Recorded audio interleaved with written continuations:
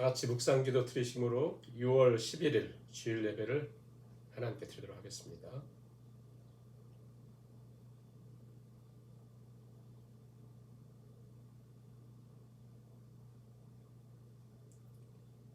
이스라엘의 찬송 중에 계시는 주여, 주는 거룩하시니이다. 여호와를 두려워하는 너희여, 그를 찬송할지어다. 야곱의 모든 자손이여, 그에게 영광을 돌릴지어다. 너희 이스라엘 모든 자손이여, 그를 경외할지어다.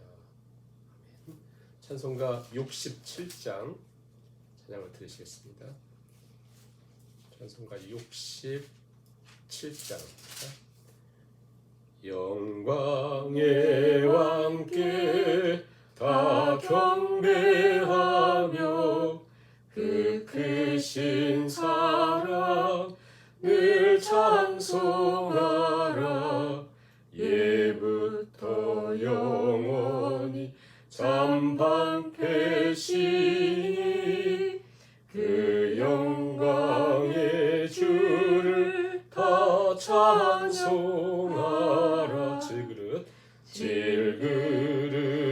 질그릇같이 연약한 인생 주 의지하여 늘 강건하리. 온 백성 지으신 망왕이시니 그 자비 영원히 변함없어라. 아멘. 성식 교독하시겠습니다. 교독문 24번 시편 46편 말씀입니다. 하나님은 우리의 피난처시요 힘이시니 환난 중에 만날 큰 도움이시라. 그러므로 땅이 변하든지 산이 흔들려 바다 가운데에 빠지든지 바닷물이 솟아나고 뛰놀든지 그것이 넘침으로 산이 흔들지라도 우리는 두려워하지 아니하리로다. 한 시내가 있어 난 위에 흘러 하나님의 성 곧 지존하신 이의 성소를 기쁘게 하도다. 하나님이 그 성 중에 계심에 성이 흔들리지 아니할 것이라. 새벽에 하나님이 도우시리로다.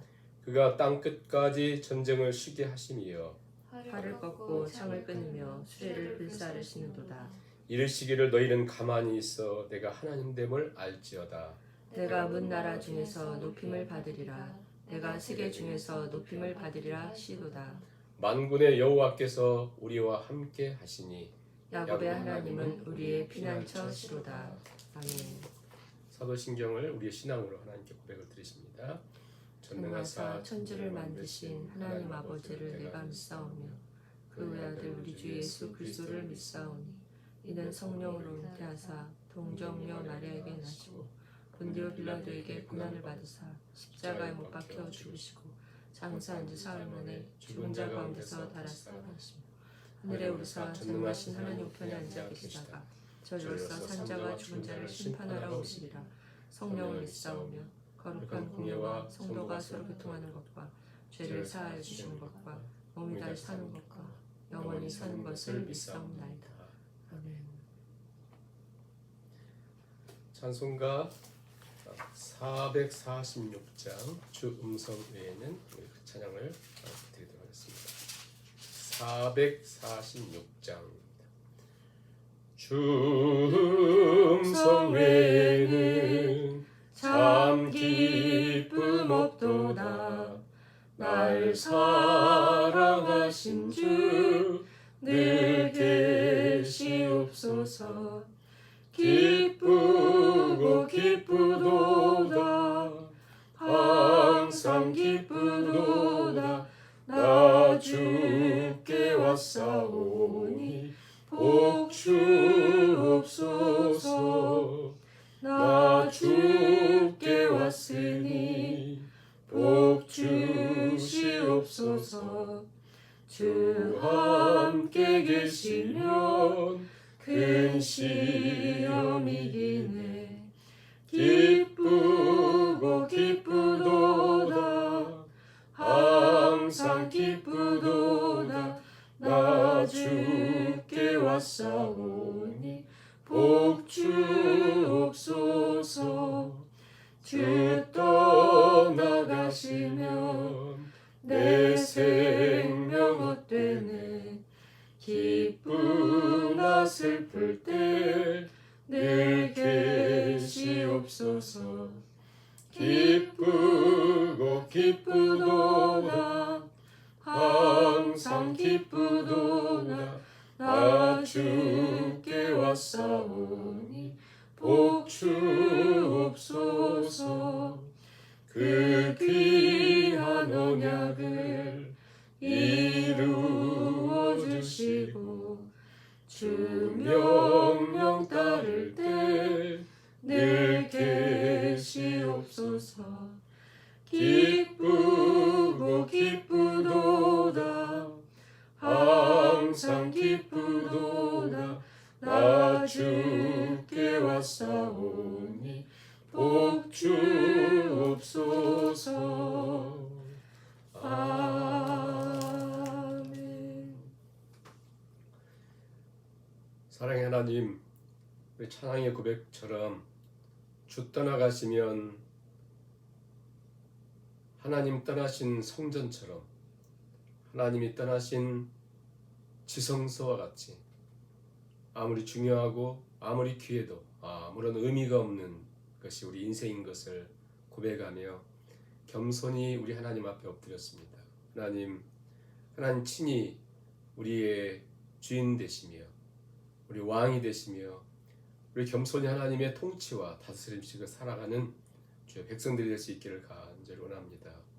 우리 안에 있는 바다보다 깊은 욕망과 하늘보다 더 높은 육신의 정욕들이 하나님을 따라가며 방해갈 때가 너무 많은데 주의 긍휼을 베풀어 주셔서 우리로 겸손히 주의 음성 듣기를 좋아하고 하나님을 예배하는 것을 우리 인생의 기쁨과 행복으로 삼아 겸손히 하나님께 나아가는 주의 자녀들이 다 되기를 간절히 원합니다. 오늘도 하나님께서 우리 심령 가운데 말씀해 주시고 무엇보다 주의 말씀으로 우리 삶을 해석해 주시고 가르쳐 주셔서 그 말씀 우리 삶을 온전히 정복하고 또 다스리고 그 말씀 속에 하나님의 영광을 드러내며 걸어갈 수 있도록 하나님께서 오늘도 성령을 통하여 감화하시며 새롭게 하시며 또 깨닫게 해주시기를 간절히 바라보며 특별히 어려운 가운데 질병의 아픔으로 병상에서 오늘 하나님 예배하는 주의 백성들 여러 가지 삶의 많은 문제들을 가지고 아버지를 바라보며 엎드린 심령들 속에 주께서 말씀으로 깨닫는 은총을 덧입혀 주시기를 간절히 바라옵고 세임 주시기를 간절히 바라오며 예수님의 이름으로 기도하옵나이다. 아멘. 하나님 말씀 먼저 출애굽기 19장 5절 6절을 먼저 읽습니다. 출애굽기 19장 5절 6절 같이 읽습니다. 세계가 다 내게 속하였나니 너희가 내 말을 잘 듣고 내 언약을 지키면 너희는 모든 민족 중에서 내 소유가 되겠고 너희가 내게 대하여 제사장 나라가 되며 거룩한 백성이 되리라. 너는 이 말을 이스라엘 자손에게 전할지니라. 아멘. 베드로전서 2장 9절 10절 2절입니다. 그러나 너희는 택하신 족속이요 왕 같은 제사장들이요 거룩한 나라요 그의 소유가 된 백성이니 이는 너희를 어두운 데서 불러내어 그의 기이한 빛에 들어가게 하신 이의 아름다운 덕을 선포하게 하려 하심이라. 너희가 전에는 백성이 아니더니 이제는 하나님의 백성이요 전에는 긍휼을 얻지 못하였더니 이제는 긍휼을 얻은 자니라. 아멘. 오늘은 우리는 거룩한 하나님의 나라입니다. 우리는 거룩한 하나님의 나라입니다. 나는 거룩한 하나님의 나라입니다. 이 말씀을 깊이 상고하도록 하겠습니다. 속으로 한 3번 한번 외치셔야 돼요. 나는 거룩한 하나님의 나라입니다. 나는 거룩한 하나님의 나라입니다. 나는 거룩한 하나님의 나라입니다.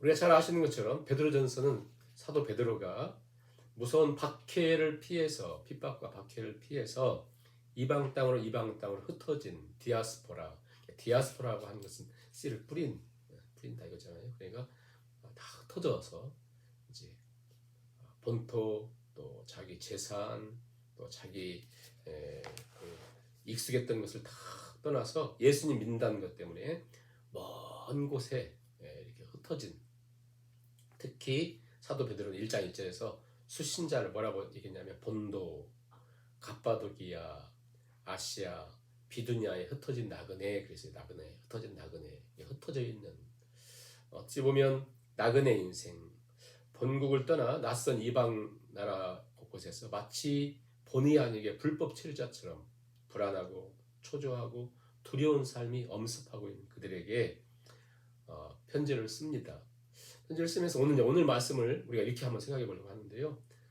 이 구약에서 나왔으니까 구약과 신약에서의 이 본문을 한 10분 정도 잠깐 10분 이내 설명을 한번 해보고, 그 다음에 이 하나님의 나라라고 하는 이 말씀을 사도 베드로는 왜 베드로전서에서 이 말씀을 기록하는가, 우리 삶 속에 한번 적용하는 것으로 한 30분 이내로 이 말씀 상담하겠습니다.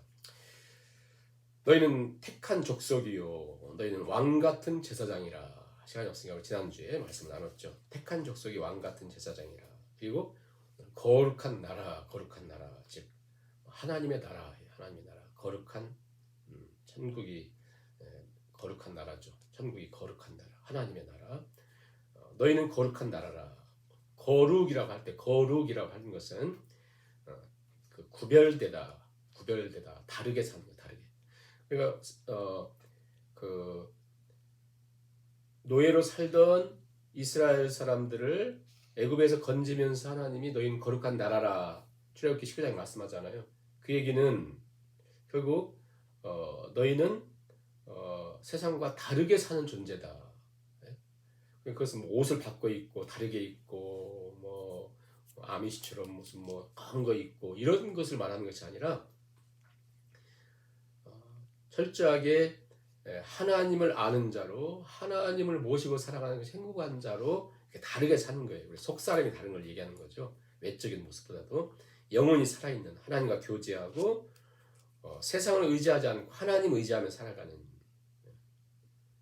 그런 존재를 말합니다. 특히 지금 사도 베드로가 얘기하고 있는 수신자, 흩어진 나그네라고 할 때 이 나그네들은 보통 신학자들 또 성경 연구하는 학자들에 의하면 그 당시 한 3분의 2는 노예들이 훨씬 많았거든요. 그러니까 원래 신분도 자기들 노예인데 그 어려운 가운데도 예수님 믿는다고 하는 것 때문에 핍박이 있을 텐데 엄청난 박해 때문에 피해 나왔으니 그들은 뭐 거의 정체성이라고 하는 거 아니에요. 혼란 속에 살 거 아니에요. 그런데 너희는 하나님의 왕 같은 제사장이고 거룩한 나라다, 이렇게 표현을 하고 있어요.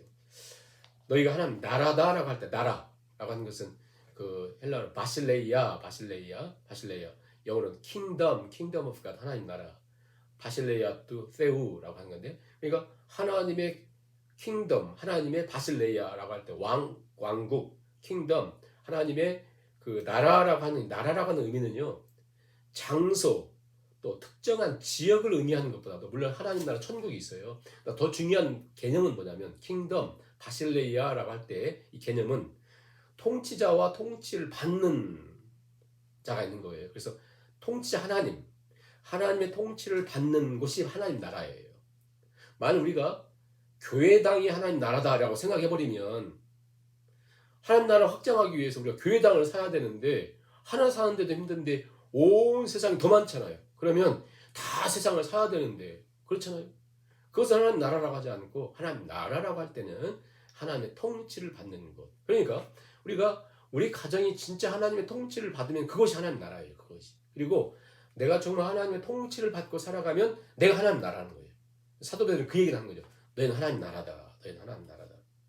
그것도 너희는 거룩한 하나님의 나라다. 거룩한 하나님 나라. 거룩한, 구별된 하나님 나라라고 하는 거예요. 자, 그럼 거룩한이라고 할 때, 하나님께 구별됐다고 할 때 무엇이 거룩한 거냐? 내가 이렇게 양복 입고 막 화려한 거 다 가고 이렇게 있으면 거룩한 거냐? 하나님 말씀하는 그 거룩한 나라, 하나님 나라라고 하는 의미는 뭐냐면 아까 제가 그 나라라고는 통치라고 했잖아요. 그러니까 통치와 맞물려서 거룩한 하나님의 통치를 받는 것이란 뭐냐면 내가 거룩을 만들어낼 수 있는 게 아니에요. 거룩은 구별된 거거든요. 그걸 이제 쉽게 이해를 돕기 위해서 한 두 가지만 말씀드리면 오늘날 모세가 광야에서 40년 동안을 그 장인 이드로의 양떼를 돌보고 있잖아요. 아주 냄새나고 오물과 막 그 양들 얼마나 냄새합니까? 그걸 막 40년 동안 다녔던 그 길에 어느 날 하나님이 모세를 부르시는 거예요. 출애굽기 3장 5절에 보면 그러면서 모세야 내 발에 신을 벗으라. 네가 선 곳은 거룩한 땅이니. 이 땅이 왜 거룩해요? 뭐가? 그 모세가 40년 동안 다녀서 뭘 만들었기 때문에 거룩한 것인가요? 모세가 거기를 뭘 거룩하게 만들었어요? 40년 동안? 아니면 그 땅은 뭐 조금 있으면 재개발되기 때문에 귀한 땅입니까? 가치가 있는 땅인가요? 아니죠. 하나님 그곳에 임재하니까 네 발에 신을 벗으라. 이것은 거룩한 땅이다. 아, 하나님이 거하시는 것이 바로 하나님의 바실레아이고 그것이 바로 거룩한 것이다. 조금 지나서 모세가 죽습니다. 그리고는 그의 후계자로 여호수아가 등장하잖아요. 여호수아가 이제 가나안 땅을 정복하기 위해서 이제 백성들을 이끌고 진격하려고 할 때 하나님께 군대 장관을 통해서 여호수아에게 말씀합니다. 여호수아야 내 발에 신을 벗으라. 네가 선 땅은 거룩한 땅이. 이 땅이 뭐가 거룩해? 하나님이 그곳에 계시니 그것은 거룩하다.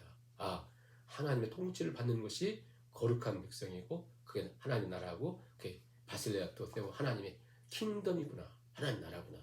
바로 내가 하나님 나라다. 내가 하나님 나라다. 여러분 이거 생각하시 바라면서요.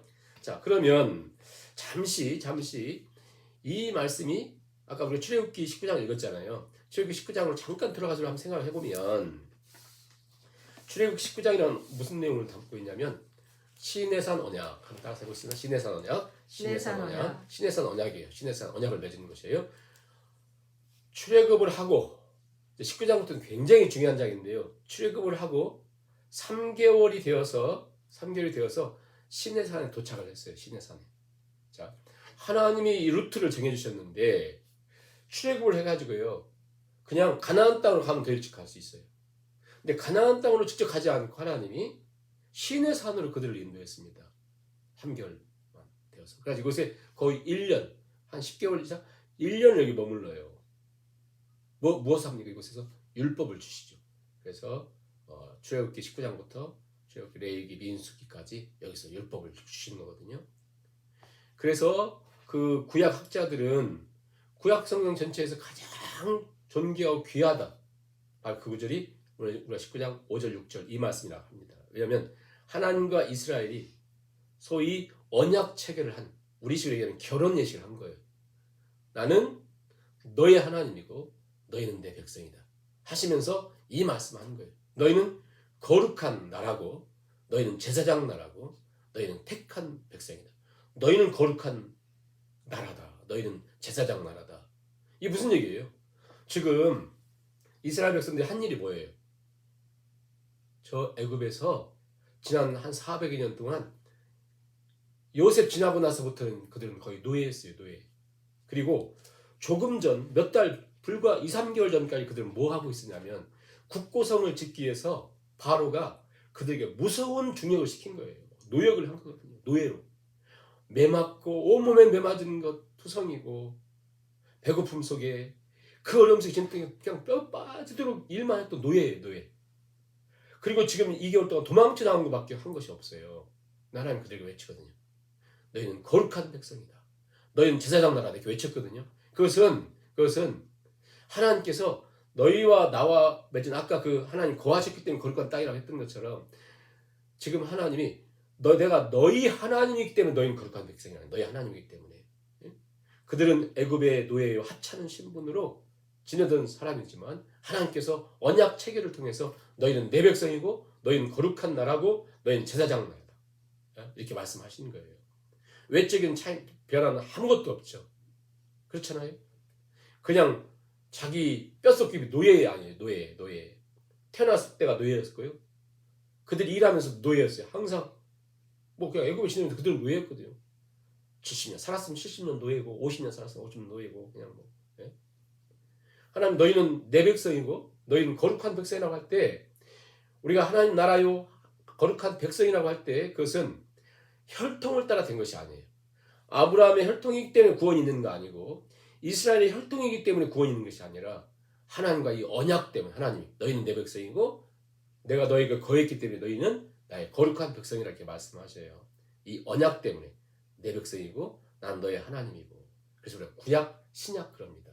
우리가 어떻게 거룩한 백성이에요? 내가 무슨 거룩해요?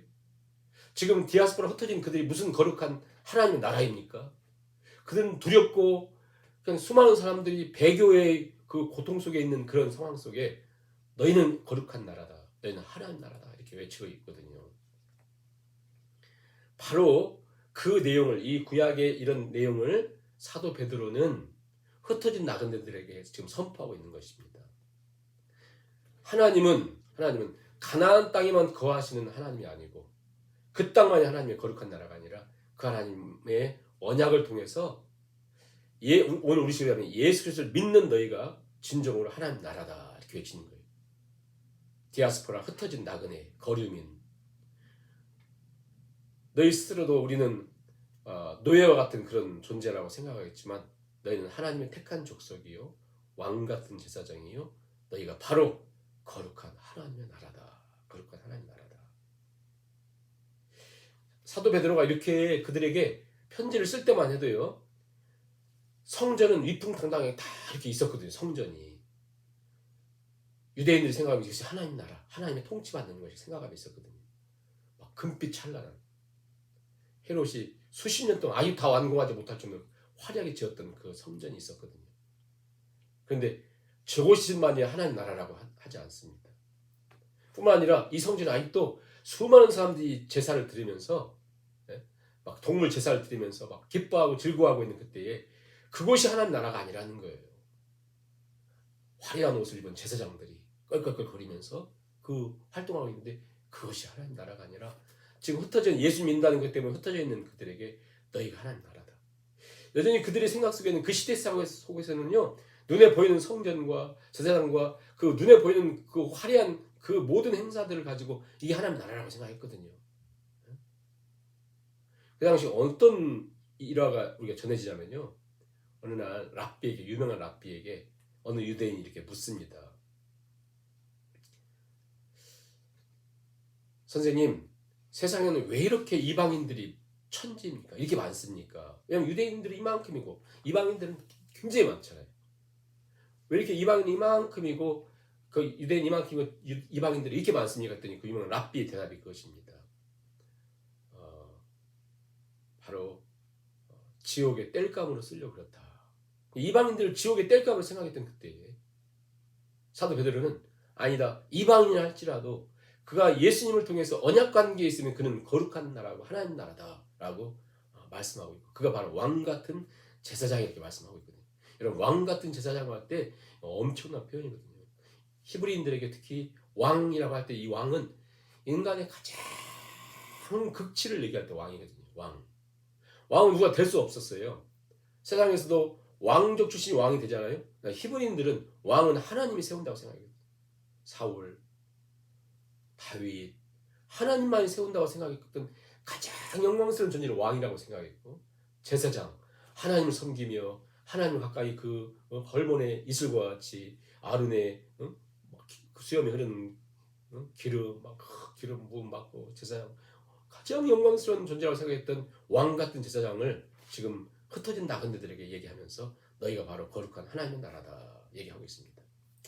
자, 그럼 이제 제가 이 내용 이제 설명을 해드렸고요. 근데 중요한 건 뭐냐면 베드로 전서를 왜 기록하고 있고 베드로 사도는 왜 이 말씀 하고 있는가에 왜 이 이야기를 하고 있는가 제가 이 설명했던 이 내용을 얘기하려고 했는가 왜 베드로 사도는 펜을 들었을까? 사도 베드로는 우리가 펜 들어서 하려고 예수님 부르심 받은 사람은 아니에요. 왜냐하면 어찌 보면 예수님을 가장 가까이 경험했던 사람은 베드로입니다. 베드로 사도. 사도 바울은 환상 중에 예수님 만났지만 베드로 사도는 예수님을 가장 가까이 생생하게 가장 가까이 가장 많은 말을 들었고 가장 가까이서 들었던 분이에요. 자, 예수님의 특별한 총애를 받았던 세 제자 있잖아요. 베드로와 야고보와 요한 생각해 보세요. 그들은 특별한 체험들을 했어요. 변화산상에 다른 제자를 못 봤는데 아래다 두고 예수님 3명을 데려가잖아요. 겟세마네 동산에 기도할 때 다른 제자 여기 놔두고 이 세 제자는 데려가잖아요. 예수님께서. 예수님의 모든 걸 경험했던 사람들이에요. 그러니까 예수님에 대해서 기록하려면 이 세 제자가 기록해야 돼요. 그런데 야고보는 일찍 죽습니다. 순교하잖아요. 일찍. 그러니까 베드로와 요한이 남잖아요. 그래서 요한은 요한복음을 기록하고 요한 1, 2, 3절을 기록하잖아요. 그러니까 베드로 복음서는 없잖아요. 베드로는 그렇게 글을 쓸 수 있는 그런 존재가 아니에요. 그런 학식이 너무 없고. 그래서 베드로의 제자라고 할 수 있는 마가가 마가복음을 기록하거든요. 다 베드로에게 듣고. 자, 이게 그러면 베드로 사도는 왜 베드로 전 후서를 쓸까? 그냥 시간이 있어서 쓰는 게 아니에요. 너무 필요하고 너무 중요하니까. 그러니까 우리는 보통 베드로 전 후서를 그냥 쉽게 생각할 때가 많거든요. 바울 서신이 많기 때문에 바울 서신. 그러니까 그냥 베드로 전 후서를 쉽게 생각하는데 여러분 다시 한번 생각하면서 왜 베드로 사도는 왜 베드로 전 후서를 쓰면서 무엇을 얘기하려고 했을까를 생각하면서 오늘 이 말씀을 봐야 된다 이렇게 말씀을 드리는데요. 흩어진 나그네, 박해와 핍박이 너무 힘들어서 흔들리고 생계가 불투명하고 근본이 흔들리고 어떤 사람은 배교하려고 막 그렇게 하고 있는 그때에 사도 베드로는 그들에게 1차적으로 이 베드로 전후서를 기록한 1차적인 이유는 위로, 희망을 얘기하려고 썼어요. 위로와 희망. 자, 꼭 기억하세요. 베드로 사도가 기록한 한 가지 이유는 희망이죠. 희망이 있다. 희망을 보여주려고. 희망. 그러면서 위로를 하는 거거든요. 너무 힘드니까. 그럼 여러분 생각해 볼 때 그 힘들고 어려운 그들에게 위로해준다, 희망을 준다 하면 우리는 어떻게 해야 돼요? 어떻게 해야 됩니까? 야, 이거 지금 비 이렇게 막 내리고 있지만 그칠 거야. 조금만 기다려봐. 어? 힘내. 그래도 너 조금만 힘내면 돼. 이렇게 해야 되잖아요. 그런데 이해가 되지 않는 것은 베드로 사도는요. 지금 아무것도 없는 그들에게 베드로전서 후서를 읽어보세요. 너무 핍박과 박해가 힘들어가지고 흩어진 그들에게 위로하고 희망이 있다는 것을 보여주려고 했던 내용하고는 좀 달라요. 너무 강하게 표현을 하고 있고 너무 분명하고 단호한 어조로 베드로 사도는 그들에게 권면하거든요. 2장 1절만 더 한번 보세요. 2장 1절만 보셔도. 그러므로 모든 악독과 모든 기만과 외식과 시기와 모든 비방하는 말을 버리고 갓난아이들에게 순전한 젖을 사모하고. 보세요. 악독과 그것도 모든 기만, 모든 악독, 모든 비방하는 말을 다 버려라. 이 세 가지를 계속 버려라. 또 모든이라는 말은 절대 이런 것을 하지 말아라. 왜? 왜냐하면 얼마나 비방하고 싶겠어요. 자기들 괴롭히고 힘들게 하는 사람들. 그런데 모든 비방하는 말을 버려라. 모든 악독들을 버리고 모든 기만을 버리고 그리고 갓난아이같이 신령한 젖을 사모하고. 1장에서 보면 너희 허리를 동이고 정신을 차리고 근신하여 기도하고 주의 일을 순종하고 영혼을 깨끗하게 하고 지금 너희가 나그네로 있는 동안에 더욱 그리하라. 근신하여 깨어 사단을 대적하고 고난을 기뻐하고 뜨겁게 사랑하고 육체의 정욕을 제어하고.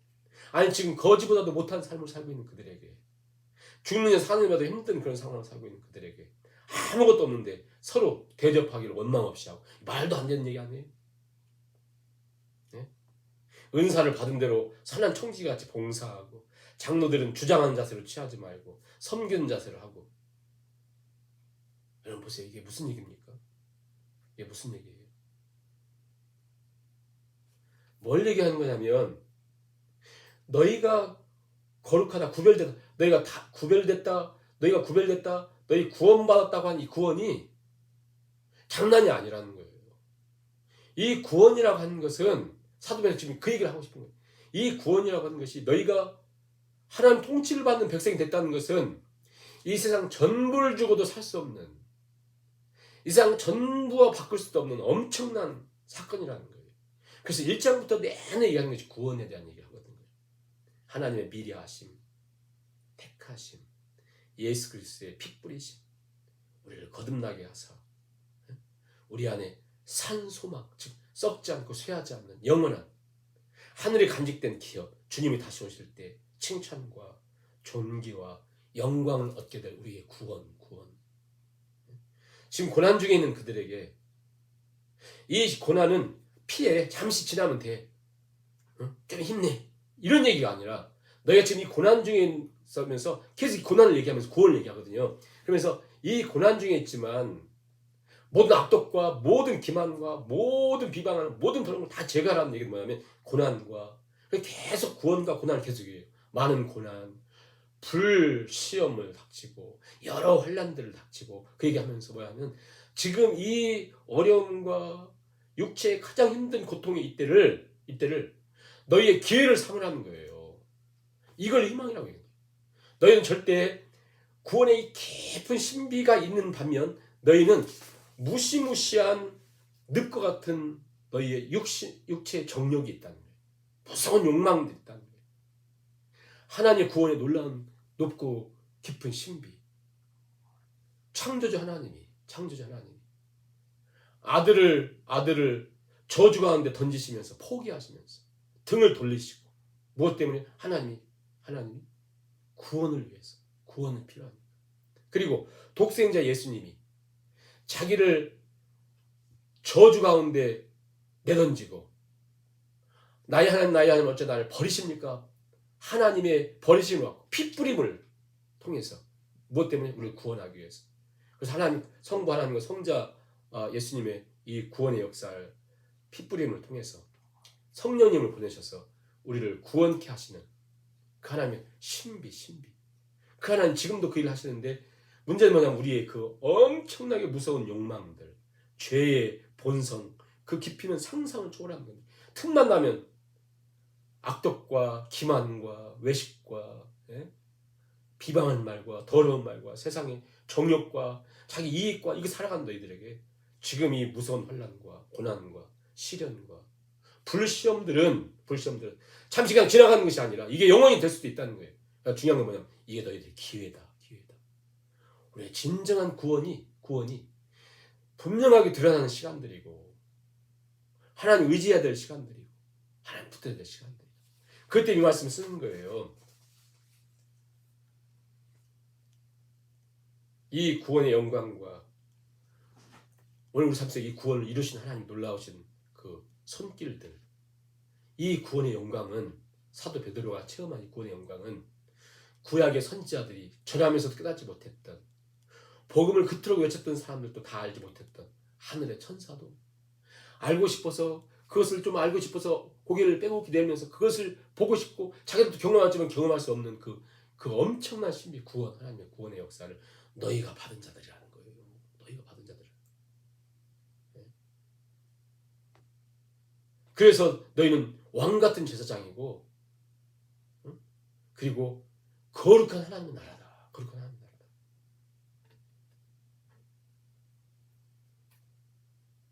친히 예수님이 모욕과 비참과 참담함과 수치와 아픔과 저주와 진노를 다 받으신 이유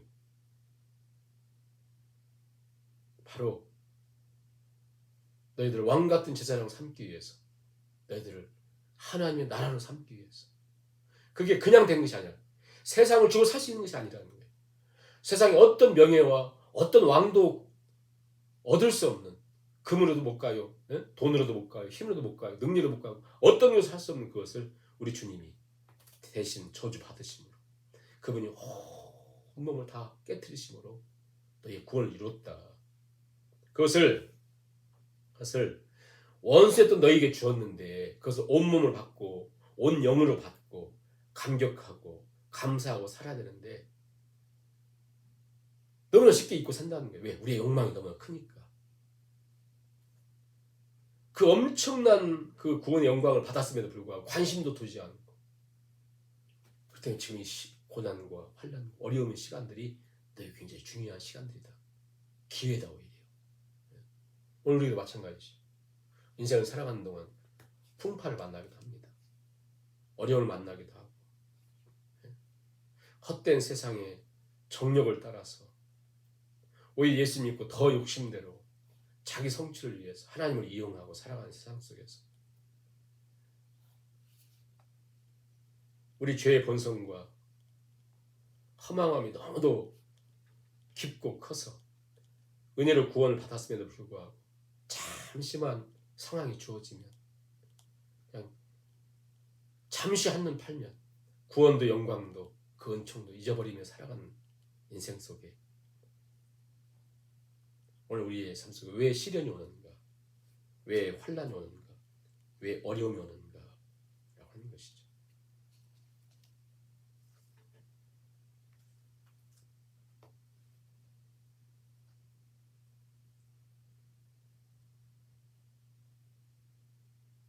이 시련과 환난을 잠시 그냥 만약 제가 글을 썼다면 그렇게 위로했을 거예요. 지금 힘들지만 이렇게 하라고 하고 또 그 잠깐 지나가면 된다고 뭐라 하면 소위 얘기하는 거짓된 희망이죠. 거짓된 희망. 사도 베드로는 그걸 말하지 않습니다. 지금이 바로 비방과 음란과 악독과 기만과 외식을 버릴 수 있는 중요한 시간들이고 지금이 바로 갓난아이 같이 신령한 젖을 사모할 수 있는 기회이고 지금이 바로 나의 정력을 쳐서 주 앞에 복종할 수 있는 좋은 시간들이고 하나님이 우리에게 주신 그 값진 구원을 우리가 누릴 수 있는 시간들이다. 사도 베드로는 그렇게 권면합니다.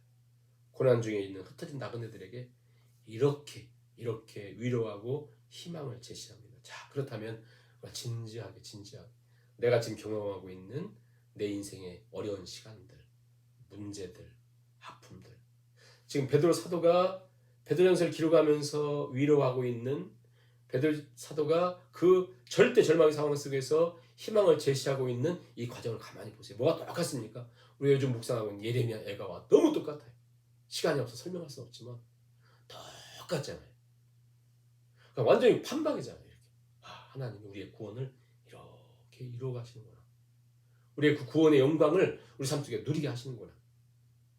그러니까 베드로 사도가 지금 우리에게 그 위로하고 희망을 제시하고 있는 방향으로 이게 성경적인 해석으로 우리의 삶의 문제들을 한번 해석해 보면 답이 보이고 희망이 보이고 위로가 넘치나요. 그곳에서 세상 사람들이 주는 가짜 위로, 세상이 주는 거짓된 허황된 위로가 아니라 진짜는 주신 위로.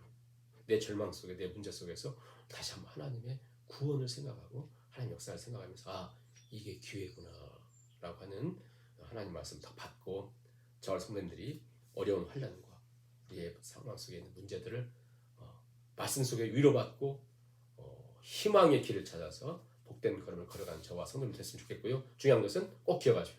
나는 하나님의 거룩한 하나님의 나라입니다. 나는 거룩한 하나님의 나라입니다. 찬송가 438장 찬양을 드리시면서 우리 주님 다시 한번 드립니다. 438장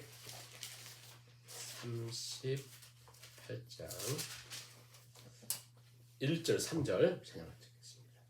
내 영혼이 은총이고 중한 죄짐 벗고 보니 슬픔 많은 이 세상도 천국으로 화하도다.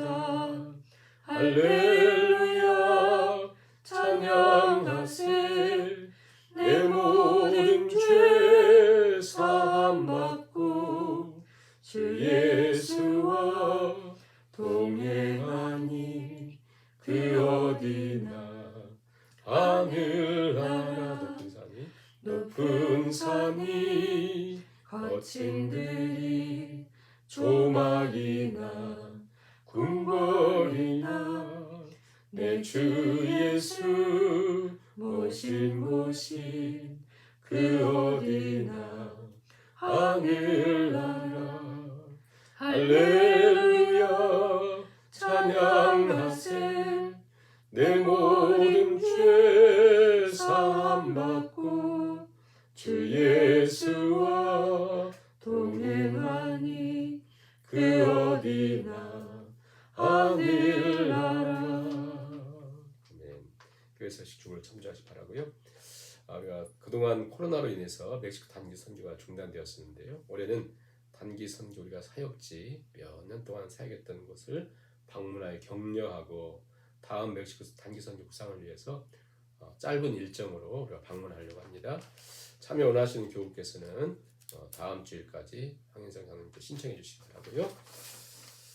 결단의 찬양으로 우리의 시선을 우리 주님께 향하는 마음으로 기쁨의 찬양 300장 찬양을 드릴 때 모든 시선을 주님께 드리고 후렴부터 찬양합니다.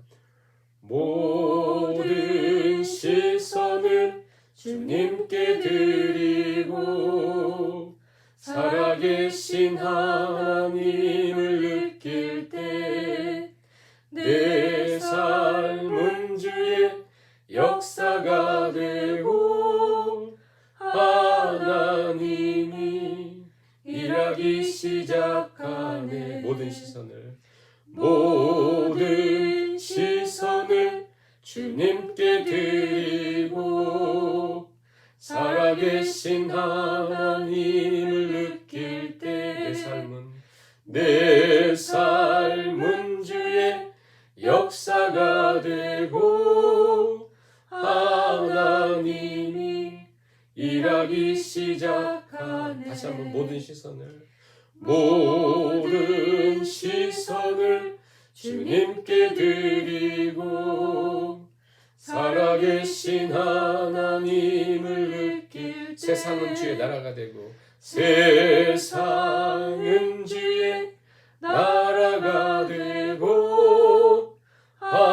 하나님이 일하기 시작한 다시 한번 마지막으로 모든 시선을 주님께 드리고 살아계신 하나님을 느낄 때 가정은 주의 나라가 되고 가정은 주의 나라가 되고 하나님이 일하기 시작하네. 아멘. 이 시간 우리 2-3분 기도 드리시고 축도 예배 마치겠습니다.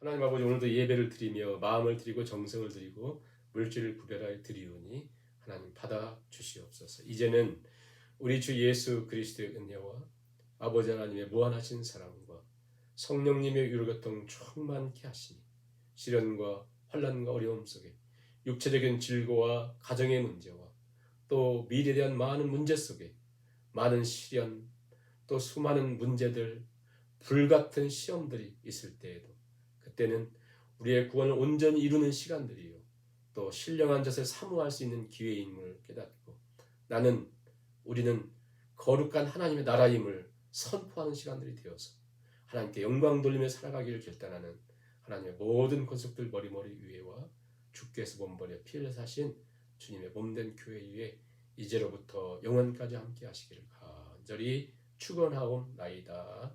아멘.